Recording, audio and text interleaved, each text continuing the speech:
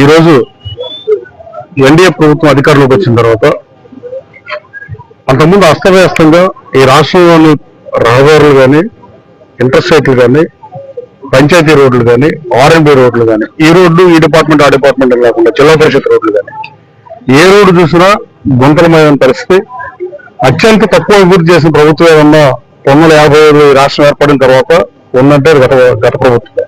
అభివృద్ధికి పూర్తిగా తిరోగతాలు ఇచ్చి మా ప్రభుత్వం అధికారంలోకి వచ్చే నాటికి ఏ ప్రభుత్వం అయినా రోడ్లు ఎక్కించే పరిస్థితులు మనం గతంలో చూసాం. ఏ ప్రజాప్రభుత్వం ఏ పార్టీ అధికారంలో ఉన్నా.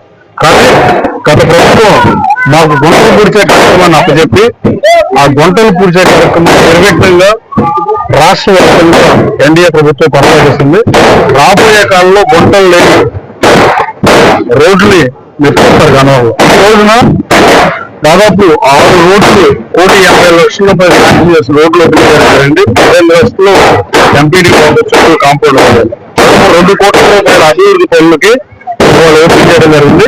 రాబోయే కాలంలో గన్నవరం దశ మారుస్తానని చెప్పా, మోడల్ కాన్స్టిట్యూన్సీగా తీసుకొస్తానని చెప్పా, గన్నవరంలో ఇండస్ట్రీలు తీసుకొచ్చి ఉపాధి కల్పన అవకాశాలు తీసుకొస్తానని చెప్పా, అశోక్ గైడ్ వెనక్కి తీసుకొస్తానని చెప్పా. ఆల్రెడీ అశోక్ గైడ్ గౌరవ మంత్రి లోకేష్ బాబు వచ్చి గత నెల 19వ తారీఖున ఓపెన్ చేయడం జరిగింది. అలాగే 600 మందికి ఉద్యోగాలు వచ్చిన పరిస్థితి. జాబ్ మేళాల ద్వారా కానీ ఈ నియోజకవర్గంలో ఉద్యోగ ఉపాధి అవకాశాలు కల్పిస్తాను నిరుద్యోగ యువతకి అని చెప్పిన పరిస్థితి. అలాగే పేదలకు ఇళ్ల పట్టాలు ఇస్తుంది గౌరవ ముఖ్యమంత్రి గారు ఇస్తారని చెప్పారు. కాబట్టి ఇక్కడ గన్నవరం సెంటర్ కూడా గాంధీ గారి స్టాచ్యూ బాగోని పరిస్థితి. దాని కాంస్య విగ్రహం ఆర్డర్ చేశాం. లోకల్లో నేను పెడదాం అనుకున్నా. అలాగే దాతల సహకారంతో ఆర్యవయసులు 4.5 లక్షల రూపాయలు ఇచ్చారు. పార్టీ నాయకులు కూడా కొంత ఇచ్చిన పరిస్థితి. రాబోయే కాలంలో ఎన్టీ రామారావు గారి కాంస్య విగ్రహాన్ని మురళీ గారినైనా ఆయన ఇస్తున్నారు. అలాగే గాంధీ గారి స్టాచ్యూని రీప్లేస్ చేస్తాం కాంస్య విగ్రహాన్ని.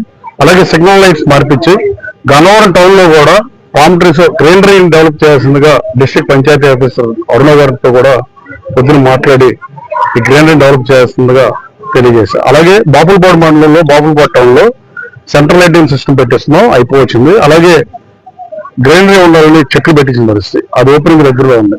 రాబోయే కాలంలో గన్నవరంలో ఎట్టి పరిస్థితుల్లోనూ గన్నవరం కాన్స్టిట్యున్సీలో గ్రీనరీని డెవలప్ చేయాల్సిన అవసరం ఉంది. ఇంటర్నేషనల్ ఎయిర్పోర్ట్ నియోజకవర్గం, హెచ్సిఎల్ కంపెనీ నియోజకవర్గంలో మీరు మీడియా సోదరు కూడా గన్నవరం అంటే చిన్న బోర్డు చూపిస్తాం నాకు బాగా అనిపించి గన్నవరం సెంటర్ని అభివృద్ధి చేద్దామని దాన్ని చేస్తున్నాం. రాబోయే అతి త్వరలో 1-2 మాసాల్లో గన్నవరం సెంటర్ రూపురేఖలు మారిపోతుంది. అలాగే ఈ నియోజకవర్గంలో నిరుద్యోగ యువత ఉపాధి అవకాశాలు లక్ష్యంగా పనిచేస్తానని చెప్పా. దాదాపు 6,700 మందికి ఉద్యోగ ఉపాధి అవకాశాలు దొరికిన పరిస్థితి. రాబోయే కాలంలో మనవళ్ళు 429 రాబోతున్నాయి. 2 సంవత్సరాలు లేపే ఇంకా 10,000 మందికి కన్నా ఎక్కువే ఎంప్లాయ్మెంట్ వచ్చే పరిస్థితి ఉంది. గన్నవరం అభివృద్ధి ఎజెండాగా పనిచేస్తానని చెప్పా. అలాగే పనిచేస్తున్నా. దీనికి సహకరిస్తున్న అధికారులందరికీ ధన్యవాదాలు తెలియజేస్తూ ఈ కార్యక్రమాన్ని కవర్ చేస్తున్న మీడియా సోదరులందరికీ నా నమస్కారం తెలియజేస్తున్నాను. Thank you.